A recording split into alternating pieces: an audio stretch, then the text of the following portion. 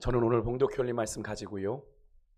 무엇을 위한 지혜였는가라는 제목으로 여러분과 좀 말씀을 나누려고 합니다. 오늘 본문은 솔로몬을 떠올리게 되면 우리가 여러 가지 에피소드들이 있지만 맨 처음에 그 아이를 하나 놓고 두 여인이 싸우는 누가 진짜 어머니인가 그런 에피소드와 함께 이 스바 여왕의 이런 방문 이야기를 우리가 많이 떠올리게 됩니다. 이 스바라는 나라는 과거에는 에디오피아라고 하는 그런 견해도 있었습니다. 그게 좀 지배적이었는데 최근에는 오늘날의 이 아라비아 반도에 있는 예멘 지역에 있는 나라였을 거다라고 보는 것이 좀 지배적인데요. 사실 이렇게 추측을 하게 된 이유는 이 스바라고 하는 나라에 대해서 성경에 거의 언급이 없습니다. 그러니까 그 정도로 이스라엘과 어떻게 해요? 관계나 접촉점이 없었던 나라였다라는 거죠. 그러니까 한편으로는 이 사실이 그래서 이 스바라고 하는 나라의 등장이 거기에 여왕의 등장이 사실은 솔로몬의 그런 지혜와 명성, 이 부가 얼마나 대단했는지를 오히려 드러내주는 경우이기도 합니다. 무슨 말이냐면 성경을 읽는 독자들에게 익숙하지 않은 이 스바라고 하는 먼 나라까지도 솔로몬의 이름이 어떻게 된 거예요? 전해진 거죠. 알려진 거죠. 그러니까 그 정도로 이 솔로몬의 지혜, 솔로몬의 부, 솔로몬의 명성이 우리가 가늠할 수 없을 정도로 대단했다라는 걸 반증하는 이야기이기 때문에 그렇습니다. 어쨌든 오늘 이 스바의 여왕이 여호와의 이름으로 말미암은 이 솔로몬의 명성을 듣고 와서 어려운 문제로 그를 시험하는 것으로 오늘 본문이 시작이 되는데 한편으로는 이런 스바 여왕의 열정이 되게 놀랍기도 합니다. 이 스바 여왕은 여호와의 이름으로 말미암는 이 솔로몬의 명성을 확인하려고 아까 예멘 지역이라 그랬잖아요. 거기서부터 이 거리가 어떻게 되냐면 무려 2,400km나 됩니다. 상상이 되십니까? 저도 잘못 봤나 해서 다른 자료들이 이렇게 다 2,400이에요. 저 240km 정도면 그래도 어느 정도 그림이 그려지는데 2,400km면 어마어마한 거리지 않습니까? 지금도 우리가 어디를 간다고 하면 쉽게 걸음이 떨어져지는 거리가 아니고 당시에 이 여왕의 몸으로 여인의 몸으로 행차를 하기에는 꽤 먼 거리입니다. 여기 보면 오늘 이 여인이 이 솔로몬에게 드릴 그런 여러 가지 물건들을 어디에 실었다고 그래요? 2절에 보니까 낙타에 실었어요. 그러면 계속 이렇게 2,400km를 낙타를 이끌고 왔다. 엄청난 시간이 걸렸을 것이고 거기에는 엄청난 정성이 담겨 있는 거죠. 오로지 내가 이 지혜로 유명한 이 솔로몬을 내가 한번 만나보겠다 하는 열망으로 그러니까 요즘으로 치면 그런 거 아니겠습니까? 우리나라 이제 BTS나 이런 유명한 그룹들을 만나러 저 듣도 보지 못한 유럽의 아이들이 우리나라에 와서 콘서트 한번 보려고 그러는 것과 똑같은 그런 개념이라고. 근데 요즘이야 뭐 비행기라도 존재하고 그죠? 그렇지만 그 당시엔 그런 게 없지 않았습니까? 그런데 2,400km를 그렇게 달려왔다. 엄청난 그런 열정이지 않습니까? 그런데 그래서 예수님께서도 마태복음 12장에 보면 이 여인을 언급을 하세요. 12장 42절에 이 스바의 여왕을 인용하는 말씀을 하시면서 그녀가 솔로몬의 지혜를 듣고자 어디서 왔다고 표현을 쓰시냐면 땅끝에서, 그 정도로 먼 거죠. 그러니까 땅끝에서 왔다라고 예수님이 그렇게 어림잡아 표현을 하실 정도로 먼 거리에서 이 스바 여왕이 솔로몬의 지혜를 듣고자 왔다. 그러니까 이 스바 여왕의 솔로몬과 그의 하나님을 확인하기 위한 여행의 거리만큼이나 그녀의 열정, 그죠? 그녀의 헌신이 정말 엄청나다라는 걸 우리가 느낄 수 있는데, 여러분 이런 스바 여인의 그런 여왕의 모습을 보면서 그럼 우리는 좀 어떠합니까? 우리는 이 매주 선포되는 이 하나님의 말씀을 듣기 위해 또 하나님의 영광을 보고 우리가 하나님의 은혜를 경험하기 위해서 우리는 얼마나 많은 수고를 우리 삶 가운데서 감내하고 있는지, 그죠? 사실 뭐 우리는 참 편안하게 언제든 들을 수 있으면 유튜브만 들어도 되고, 그죠? 교회만 와도 되고, 그러는데 이 여인은 이 솔로몬의 이 한마디를 들으려고, 그죠? 막 달려가는.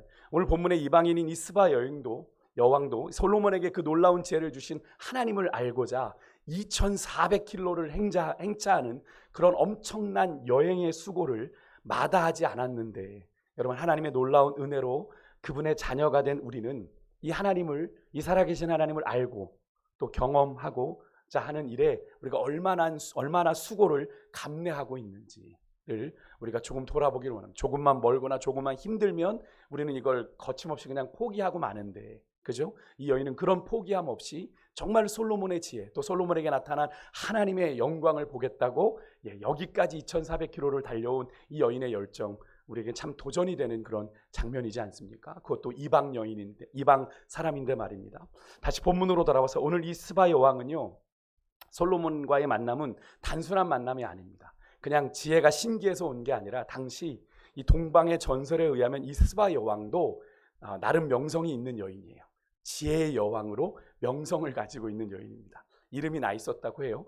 그러니까 오늘 스바 여왕이 2400km나 되는 그 먼 거리를 여행해서 솔로몬을 찾아온 데에는 어떤 의도도 있는 겁니까?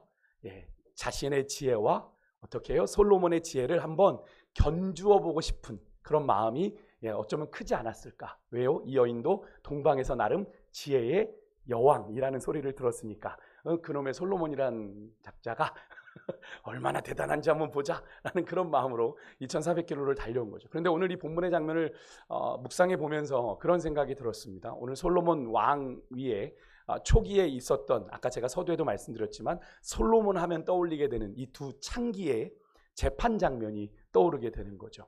아까도 말씀드렸지만 그 두 창기의 재판이 뭐였습니까? 한 아이를 두고 다퉜던 그 두 여인이 둘 다 창기였죠. 창기였습니다. 한 아이를 두고 두 창기가 서로 자기 아이라고 싸웠던, 그래서 누가 그 진짜 어머니인지 알 수 없는 그 상황 속에서 솔로몬이 그 아이의 엄마를 찾아준 이 재판은 우리가 솔로몬의 지혜를 언급할 때마다 심지어 세상도, 그죠? 세상도 거론하고 떠올리는 그런 재판이지 않습니까? 그래서 사실 이 두 창기의 재판은 그래도 솔로몬이 다스리는 이스라엘 안에서, 그죠? 힘겹게 살아가는 백성들의 그런 아픔, 그런 고통에 귀를 기울이는 그런 장면이에요. 그죠? 백성들의 그런 억울함. 보통 창기이지만 그래도 솔로몬이 그들을 돌아보았다라는 그런 의미로 이 재판을 우리가 해석하지 않습니까? 그러니까 솔로몬이 왕위에 오르면서 하나님께 구했던 백성들에 대한 듣는 마음, 이 지혜, 이게 정말 잘 나타난 장면이 바로 이 두 창기의 재판이지 않습니까? 그런데 오늘 본문에 언급되고 있는 이 스바 여왕과의 대화는 사실 그런 의미와는 좀 다르죠. 그죠? 거대하고 아주 화려한 부를 누리는 한 권력자들끼리 서로 누가 더 똑똑한가, 누가 더 지혜 있나를 겨루는 그런 대결에 불과한 그런 장면이 되는 건데요. 하나님이 솔로몬에게 그 지혜를 주신 것은 그렇게 솔로몬이 스스로의 자랑거리로, 그죠? 그런 지혜를 과시하라고 주신 것이 아닌데, 어느덧 그 솔로몬이 가진 지혜의 목적이 솔로몬 안에서 조금씩 퇴색되어 가는 것을 우리가 보게 되는 거죠. 물론 표면적으로는 이 스바 여왕과 솔로몬의 대결에서 솔로몬이 압승을 거두죠. 대답하지 못하는 것이 없었으니까. 그래서 9절에 보면 스바 여왕이 솔로몬에게 그런 지혜를 주신 하나님을 인정하고 하나님을 찬양해요. 하나님을 송축할지어다. 그러니까 어쩌면 하나님이 주신 솔로몬의 지혜로 하나님께 영광이 돌려졌으니까 문제될 것 없는 것 아니냐, 그죠? 그렇게 여길 수 있겠습니다만 그렇지 않은 것이 솔로몬이 그 지혜를 구한 목적이 거기에 있지 않았다는 거죠. 우리가 열왕기상 3장 9절에서 11절에 보면 솔로몬이 분명히 왕위에 오르고 그런 이야기를 했지 않습니까? 내가 작은 아이라 이 많은 백성을 내가 다스리기가 어려운데 하나님 내게 이 백성들을 잘 다스릴 수 있는 듣는 마음을 좀 주십시오. 결국 이 얘기 뭐였습니까? 하나님이 아버지 다윗을 보셔서 나를 그 다윗의 왕위의 자리에 올리셨는데 내게 그 사명을 잘 감당하기 위한 능력을 좀 주십시오라는 기도 아니었습니까? 오늘 본문에서 사실 이 지혜의 여왕인 스바 여왕과의 이 솔로몬의 지혜 대결은 사실은 그 원초적인 그 지혜를 구했던 목적에 맞지 않았다라는 거예요.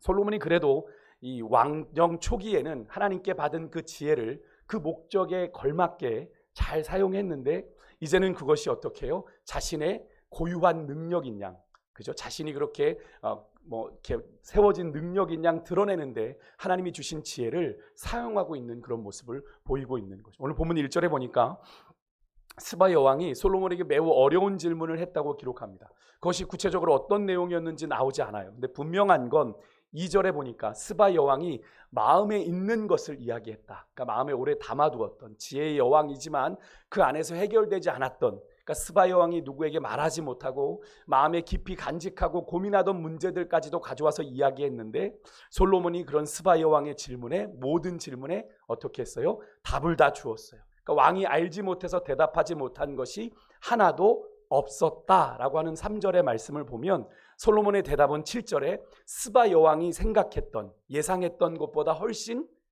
뛰어넘는 대답이었음을 알 수가 있는 거죠. 그러니까 솔로몬은요 스바 여왕 인생의 말 못할 인생의 고민에 해답을 주게 되었던 건데요. 그러자 스바 여왕이 아까도 말씀드렸지만 솔로몬에게 그런 지혜를 주신 하나님을 찬양합니다. 9절이죠. 당신의 하나님 여호와를 찬양할지어다, 송축할지어다. 왜 스바 여왕이 이런 이야기를 한 겁니까? 솔로몬이 자신에게 준 대답들이 도무지 사람이 줄 수 있는 게 아니었거든요. 들어보니 사람의 생각으로 나올 수 없는, 그러니까 솔로몬의 대답은 사람의 모든 지식, 모든 지혜, 경험을 훨씬 뛰어넘는 해답이었기 때문에 그런 겁니다. 그래서 스바 여왕이 그것이 비록 사람인 인간인 솔로몬을 통해 자신에게 전해졌지만 근본적으로는 누가 하신 거라고 느낀 겁니까? 하나님이 솔로몬에게 주신 지혜다라는 걸 깨달은 거죠. 실제로 그러하지 않습니까? 그 사실은 스바 여왕만 깨달은 게 아니에요. 이스라엘 백성들도 이미 그것을 느끼고 있습니다. 열왕기상 3장 28절에 이런 말씀이 나와요. 함께 읽어봅니다. 같이 읽겠습니다. 시작. 온 이스라엘이 왕이 심리하여 판결함을 듣고 왕을 두려워했으니 이는 하나님의 지혜가 그의 속에 있어 판결함을 봄이러라. 아멘. 이스라엘 백성들이 솔로몬의 판결 속에서 무엇을 봤어요? 하나님의 지혜가 그 속에 있음을 보았습니다. 솔로몬의 지혜가 아니라 하나님이 솔로몬에게 그 지혜를 주셨구나라는 걸 본 거예요. 그래서 오늘 본문 1절에서도 솔로몬의 명성이 어떻게 났냐면 솔로몬의 명성이 그냥 난 게 아니라 여호와의 이름으로 말미암은 솔로몬의 명성이다라고 오늘 본문 1절에도 이야기를 하고 있는 것. 여러분 그렇습니다. 사람이 아니라 하나님이 우리 인생에 근본적인 해답을 주십니다. 여러분 오늘 이방 여인인 이 스바 여왕도 깨달은 그 사실을 하나님의 자녀가 된 우리가 놓쳐서는 안 되는 거죠. 여러분 그래서 8절에 보면 하나님이 주신 그 인생의 해답, 그 지혜의 말씀을 듣는 사람이 복이 있다. 스바 여왕이 말하는 건데 물론 스바 여왕이 얘기한 건 솔로몬 왕 앞에서 그 솔로몬의 지혜를 날마다 들을 수 있는 백성들과 신하들이 복이 있다 말한 거지만 그것을 우리들에게 적용해 보면 어떤 겁니까? 이 시대에는 그런 솔로몬이 존재하지는 않지만 그런 솔로몬을 그렇게 지혜롭게 하신 우리 주님은 지금도 여전히 살아계시고 우리와 함께 하시기에 그 주님으로 말미암는 인생의 해답을 지혜의 말씀을 들을 수 있는 우리 또한 어떻게 해요? 복 있는 인생이죠. 믿으십니까? 그걸 믿으셔야 돼요. 솔로몬이 없으니까 우리는 참 불운해. 나도 그 솔로몬 한번 만나봤으면. 그렇게 생각하면 우리의 시선이 어디에 머물고 있는 겁니까? 솔로몬에게 머물고 있는 거죠. 근데 솔로몬이 한 게 아니라니까요. 하나님이 솔로몬에게 그 지혜를 주셨음을 이방 여인인 스바 여왕도 알았는데 하나님의 자녀라고 하는 하나님의 백성이라고 하는 우리가 그것을 몰라서는 안 되는 거죠. 여러분 하나님은 오늘도 솔로몬에게 그렇게 지혜를 주셨던 하나님은 말씀을 통해 우리에게 인생의 답을 주시기에 여러분 우리가 하나님께 기도하며 묻고 성경에서 하나님의 지혜를 듣고 발견하는 우리 모두가 될 수 있길 간절히 소망합니다. 여러분 그 사실을 먼저 깨닫고 경험한 시편 기자가 이런 고백을 했어요. 함께 읽어볼게요. 시편 19편 7절입니다. 우리 같이 한번 화면을 보고 읽겠습니다. 시작. 여호와의 율법은 완전하여 영혼을 소성시키며 여호와의 증거는 확실하여 우둔한 자를 지혜롭게 하며. 아멘. 여기 나오는 여호와의 율법, 여호와의 증거는 뭘 말합니까? 하나님의 말씀을 말하는 거잖아요. 하나님의 말씀은 완전하여 우리의 영혼을 소성시키고 하나님의 말씀은 확실하여 우둔한 자를 지혜롭게 한다고요. 여러분 하나님의 말씀이 우둔한 자를 지혜롭게 함을 믿으시길 바랍니다. 세상의 처세술이 아니라 여러분 하나님의 인생의 근본적인 지혜가 주의 말씀에 있음을 여러분 믿으시고 여러분 주의 말씀을 먼저 가까이 하십시오. 주의 말씀이 여러분의 삶에 제일 먼저 되는 기준이어야 됩니다. 여러분 이것을 놓치면 세상의 기준에 우리가 휘둘리게 돼요. 세상의 가치에 휘둘리게 돼요. 이것이 놓쳐지면. 그러면 우리가 어떻게 해요? 세상과 구별된 하나님의 가치를 쫓아 하나님의 나라를 꿈꾸며 살아가는 인생이 되어야 되는데 우리 안에 세상의 가치로 충만해지면 우리 안에 구별됨이 있을까요? 없는 거죠. 구별됨을 잃어버린다는 건 뭘 잃어버리는 겁니까? 거룩함을 잃어버리는 것이기 때문에 우리가 스스로 하나님의 백성인 것을 포기하게 되는 거죠. 여러분 세상에 여러 가지 우리의 인생을 도와주는 처세술의 책들이 있습니다. 그것이 삶의 도전이 되기도 하고 우리의 삶에 무기력했던 걸 바꾸기도 합니다. 무익하진 않습니다만 그것을 먼저 보지 마시고 우리 인생의 진정한 해답이 담겨있는 하나님의 말씀이 우리의 삶에 가장 먼저 된 기준이 될 수 있기를 간절히 소망합니다. 네, 이렇게 솔로몬의 지혜가요, 분명 자신의 능력이 아니라 하나님의 주신 것인데, 하지만 스바야 왕은 그 지혜에 대한 대가로 엄청난 양의 금품을 솔로몬 왕에게 바칩니다. 오늘 10절에 보니까요, 금 120달란트를 바쳤어요. 이 금 120달란트 보니까 우리 지난 금요일의 말씀 생각나지 않습니까? 이 120달란트 어디 누가 줬죠? 두로왕 히람이, 그죠? 솔로몬이 준 갈릴리의 20개 성읍을 보니 가불이다. 그죠? 볼 것 없다. 하찮더라. 그러면서 그래도 줬으니까 그 솔로몬에 대한 응답으로 120달란트를, 금 120달란트를 솔로몬에게 보낸 액수가 똑같죠. 이게 얼마 정도 되는 양이라고 제가 말씀드렸는지 혹시 기억하십니까? 우리나라 돈으로 한 45억 정도 되는 어마어마한 돈이다 라고 말씀을 드렸어요. 거기다가 그것뿐만이 아니라 심히 많은 양의 향품과 보석도 솔로몬에게 주었는데, 스바야 왕이 솔로몬에 준 것처럼 성경에 보니까 많은 향품이 솔로몬에게 다시 오지 않을 정도의 많은 양을 스바야 왕이 가져왔고, 그래서 솔로몬의 지혜를 들은 것에 대한 대가치곤 상당히 많은 양을 가지고 온 거죠. 그런데 그렇게 스바야 왕만이 솔로몬의 지혜를 들으려고 찾아온 게 아닙니다. 이제 그런 솔로몬을 찾아오는 사람들을 보니까 뒤에 우리가 읽지 않았는데 24절 25절에 보니까요, 온 세상 사람들이 그런 솔로몬의 명성을 듣고 솔로몬의 지혜를 듣고 솔로몬의 얼굴 보기를 원했지만, 여러분 사실 누구보다도 솔로몬이 가까이 해야 되는 사람은 누굽니까? 솔로몬이 돌보아야 될 참 억울하고 때로는 곤란한 상황 속에 힘겹게 살아가는 그의 백성들이잖아요. 그 지혜의 목적은 바로 그 백성들을 위한 것인데, 그들이 아니라 이제 누가 됐냐면 은과 금으로 만든 그릇, 의복, 갑옷, 향품, 말, 노새를 바칠 수 있는 세상의 부자들, 세상의 권력자들만이 이제 솔로몬을 만나게 됩니다. 24절 25절에 보세요. 그러니까 솔로몬의 지혜가 점점 더 이방의 왕들을 위해, 그죠? 이제 견주는 거죠. 그들이 가져다주는 예물을 위해서 사용되기 시작한 겁니다.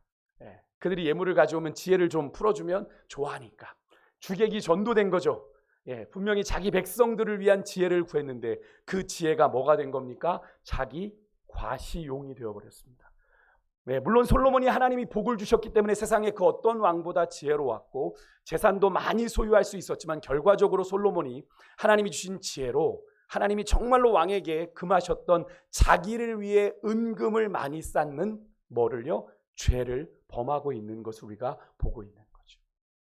이런 솔로몬의 모습이 과거 사사시대에 하나님이 주신 능력을 자기 욕심을 이루는데 막 썼던 누굽니까? 삼손이라는 인물과 이렇게 오버랩되지 않습니까? 하나님이 주신 그 귀한 능력을 하나님의 일을 위해서 쓰는 게 아니라 삼손도 자기 정욕을 위해서 막 썼잖아요. 그래서 막 닥치는 대로 죽이고, 그죠? 그런 일들 했던 것과 오늘 솔로몬이 그런 지경까지 지금 이르러 간 거예요. 여러분, 여기서 우리가 하나의 좀 질문을 던지게 됩니다. 솔로몬의 지혜, 오늘 설교의 제목이기도 한데 그것이 무엇을 위한 지혜였는가? 이 솔로몬의 지혜는 누구를 위한 지혜였는가? 무엇을 위한 지혜였는가? 원래는 무엇을 위한 지혜였어요? 앞에 서두에도 제가 설교 시작하면서 말씀드렸지만, 하나님이 맡기신 그의 백성들을 잘 다스리기 위해서 당시에 작은 아이로 겸손한 마음을 가지고 왕위에 올랐던 솔로몬이 구했던 것이 바로 듣는 마음, 지혜였던 거잖아요. 그죠? 그 지혜는 그러면 제일 먼저는 자기가 다스리고 있는 백성들을 위해서 쓰여져야 되는 것인데, 하나님을 위한, 그죠? 하나님께서 아버지 다윗에게 주신 약속대로 오르게 하신 그 왕위, 솔로몬에게 주신 사명이에요. 그죠? 사명의 자리를 잘 감당하기 위한 주님의 일을 위한 지혜가 되어야 되는데, 그 지혜가 어떻게 지금 변질된 겁니까? 거룩한 목적을 위한 그 지혜가 이제는 철저하게 자기 자신의 만족, 자기 자신의 유익을 위한 지혜로 변질되어 버린 거예요. 그러다 보니까 여러분, 그 지혜로 인해 하나님의 다스림을 받아야 될 솔로몬이 어떤 일을 하기 시작합니까? 오히려 왕으로서 하나님이 금지하신 것, 계속 우리가 솔로몬의 이야기를 나누면서 계속 확인하는 거죠. 신명기 17장 16절 17절의 말씀처럼 하나님이 세 가지를 금했어. 병마, 아내, 은금을 많이 두지 말아라. 왕이 될 자는 병마, 아내, 은금을 많이 소유해서는 안 된다라고 하는 하나님의 명령을 버젓이 거스르고 있는 것을 우리가 보게 됩니다. 언뜻 볼 때는 지금 이 솔로몬이 다스리는 이스라엘이 부강하고 부요해지는 것처럼 보이잖아요. 그죠? 여기저기서 은금을 가져오고 여기저기서 뭐 수입해 들어오니까 부강해지고 부요해지는 것처럼 보이기에 좋은 일이구나라고 생각할 수 있겠습니다만, 지난 금요일 말씀처럼 여러분 그저 보이는 대로만 판단한 것이고, 그것은 그죠? 그 보이지 않는 내면은 어떻습니까? 솔로몬의 내면은 철저하게 하나님이 사라져가는, 하나님을 거역하는 길로 나아가고 있는 것을 우리가 보게 되는 거죠. 사상 누각을 지금 짚고 있는 겁니다. 하나님을 경외하는 것이 지혜의 근본이라고 말씀하신 잠언의 말씀을 미루어 봤을 때 과연 이 솔로몬이 가진 이 지혜가 참된 지혜일까라는 질문을 던지게 되는 그런 장면이지 않습니까? 하나님을 경외하지 않는 솔로몬에게 있는 그 지혜가 말입니다. 우리가 오늘 읽진 않았지만 뒤에 14절에서 22절에 가면 솔로몬의 사치스러운 삶이 기록됩니다. 이 본문을 놓고 이 월터 브루그만이라고 하는 아주 유명한 지금도 생존하고 계신 구약 신학자가 있는데요. 이분이 이런 표현을 썼습니다. 솔로몬을 놓고 이렇게 보다가 참 인상적이어서, 솔로몬은 나는 부자다라는 사실을 세상이 알기 원했다, 이렇게 표현을 하더라고요. 이 신학자가요, 이 본문을 묵상하면서 오늘 우리가 읽었던 열왕기상 10장 14절에서 22절까지 기록되어 있는 그 솔로몬의 사치스러운 광경을 보면서 이 월터 브루그만이라고 하는 신학자는 솔로몬은 나는 부자다라는 사실을 세상이 좀 알아주길 원했다는 거예요. 알아주길 원했다는 거예요. 참 의미심장하고 참 직설적인 표현이죠. 솔로몬은 자신의 삶을 통해 하나님이 드러나기를 원한 것이 아니라 누가 드러나기를 원했어요? 자신이 드러나기를 원했고, 그 강편으로 부귀영화를 추구했던 것이고, 그 부를 위해 뭘 썼어요? 하나님의 백성 잘 다스리라고 주신 지혜를 쓰는 그런 변질된 사람이 되어버렸습니다. 14절 15절에 보니까 솔로몬이 해마다 받는 세금이 금 666달란트인데 이것이 금 무게로 보니까 25톤 분량입니다. 근데 이것을 우리가 지난 120달란트로 좀 환산해서 보면 이것은 그냥 우리 계산으로 하면 200억이 넘는, 훨씬 넘는 양의 금 달란트를 해마다 세금으로 받았고, 거기에 각종 무역상들의 관세까지 받았기 때문에 솔로몬의 부는 상상을 할 수가 없는 어마어마한 부귀영화를 누렸습니다. 그러다 보니까 16절 17절에 솔로몬이 의전용 금방패를 큰 거 작은 거 200개, 300개, 수백 개나 만들었는데, 의전이라지만 뭡니까? 결국 과시용인 거예요. 과시용인데 금으로 된 방패를 전쟁에 나가서 쓸 수도 없는, 효율적이지도 않은 과시용, 나 이 정도의 부를 가지고 있어, 나 이 정도 부유한 나라야 라고 보여주기 위해서 솔로몬이 그런 방패를 만들었고요. 18절에서 20절에 보니까 상아로 만든 왕의 보좌를 만들었는데 그 상아에 금을 씌웠습니다. 6개의 층계를 만들고 그 층계마다 사자들을 세웠어요. 근데 사실 이 왕의 보좌에 대해서는 하나님이 어떤 언급을 하신 적은 없는데, 그러니까 이 솔로몬이 이런 높은 왕의 보좌를 만든 건 누구 걸 보고 흉내낸 겁니까? 이방 나라들의 왕들의 모습을 보고 흉내낸 겁니다. 어느덧 하나님의 권세와 하나님의 통치를 대변하는 하나님의 백성의 왕이 지금 누구를 흉내내는 형국까지 간 겁니까? 이방 나라의 왕을 흉내내는 지경에까지 이르게 된 거예요. 21절에요. 그 땅에 금이 남아 돌아서 궁중에 있는 모든 그릇을 금으로 만들었고 은은 귀히 여기지 않을 정도였다 라고 할 정도로 솔로몬 왕국의 사치가 아주 극에 달했습니다. 그리고 22절에 보니까요, 두로왕 히람을 통해 계속 지중해 연안에 무역을 했는데 금, 은, 상아, 원숭이, 공작 수입을 했는데, 여러분 이거 몇 면을 한번 떠올려 보십시오. 백성들에게 이게 필요한 겁니까? 동물원 만들었나요, 솔로몬이? 백성들에게 보여주려고 동물원 만들려고 이 금, 상아 뭐 이런 걸 했을까요? 아니죠. 다 왕의 사치와 허영심을 위해서 다 수입해 들여온 겁니다. 그것만이 아닙니다. 26절 이하에 보면 솔로몬이 이 재물 가지고 병거와 마병들을 모았는데 그 말들은 다 당대 최고였던 애굽산입니다. 애굽산. 근데 병거 역시 당대 최강의 군대를 거느렸던 애굽의 것인데, 당시에 이 병거와 말들의 가격이 만만치 않았는데 솔로몬에겐 전혀 문제될 게 없죠. 왜요? 가진 게 뭐밖에 없어요? 돈밖에 없어요. 돈밖에 없어요. 그러니까 그렇게 조직된 솔로몬의 군대가 막강한 위용을 자랑했습니다. 하지만 신명기 17장 16절에 하나님이 이스라엘 왕에게 이런 명령을 주셨거든요. 병마를 많이 두지 말고 이를 위해서 백성을 어디에 보내지 말아라? 애굽에 보내지 말아라. 그러니까 이 말을 이 말은 그거죠. 하나님이 이스라엘이 의지할 대상은 너희들 병거가 아니고 말이 아니고 누구다? 하나님이다 라는 말씀인데, 그 하나님의 말씀을 솔로몬이 지금 정면으로 무시하고 있는 거죠. 솔로몬은요, 여러분, 솔로몬이 성전을 짓고 왕궁을 짓는 20년 동안 하나님께서 이스라엘 땅에 태평성대를 주셨다는 거 여러분 기억하십니까? 하나님이 집 주변에 있는 나라들이 감히 솔로몬의 나라를 넘보지 못하도록 하나님께서 지켜주셨어요. 전쟁 한 번 일어나지 않았잖아요. 누가 하신 겁니까? 솔로몬이 그 정도로 부강해서 그런 일이 일어난 겁니까? 아니죠. 하나님이 그 성전을 짓는 동안 그렇게 하셨다라고 성경은 기록하지 않습니까? 그것을 경험하고서도 그 은혜를 솔로몬이 어떻게 해요? 다 잊어버린 거예요. 그런데 더 기가 막힌 건 29절에 가니까 솔로몬이 그렇게 해서 애굽에서 산 말과 병거를 이방 왕들에게 또 팔아요. 또 팔아요. 그래서 소득을 올립니다. 요즘으로 말하면 무기 거래한 거예요. 근데 여러분, 이게 단순한 장사입니까?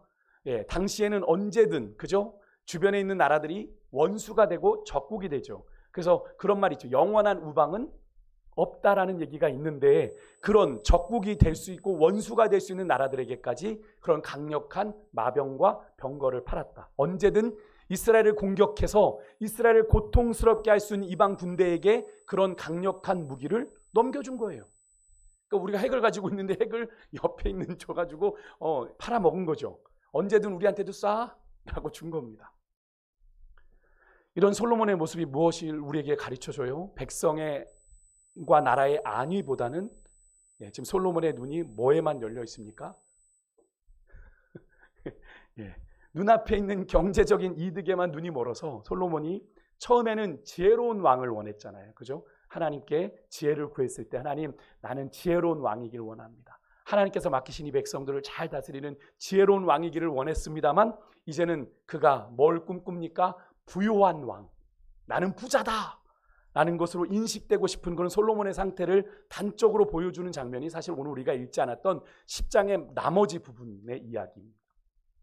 물론 이런 솔로몬의 모습에 이런 이야기를 할 수 있습니다. 왕으로 재물이 많은 것, 힘이 있는 것, 무엇이 나쁘냐, 다 그렇지 않냐, 나라의 왕들이 다 그렇지 않나라고 항변하는 분들도 있을 수 있겠습니다만, 여러분, 솔로몬은요 금을 기뻐하고 병거를 의지했습니다. 그런데 상대적으로 솔로몬에게 더 이상 누가 보이지 않았는지 아십니까?